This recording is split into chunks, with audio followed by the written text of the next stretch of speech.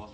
ចឹងសួស្តីទៅកាន់បងប្អូនទាំងអស់គ្នាថ្ងៃនេះអ៊ំប្រុសធ្លាប់ជាមិត្តរបស់ពួកខ្ញុំបាទហើយចង់សួរអ៊ំ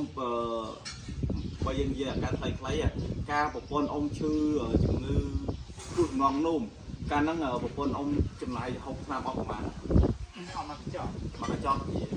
បាទហើយរយៈពេលប្រហែលឆ្នាំហើយអ៊ំជំងឺទេយូរដែរតែ2ឆ្នាំ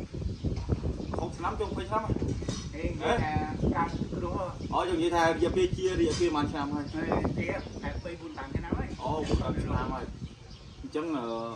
តាំងពីនំដល់រហូតដល់ឥឡូវអត់ទាន់មានអាការៈអីទៅមួយទៀតទេបាទហើយខ្ញុំសប្បាយចិត្តមែនទេបានអ៊ំនាំបងប្រុសមកជឿឆ្នាំនេះគាត់ឆ្នាំគ្រោះកំណងនោម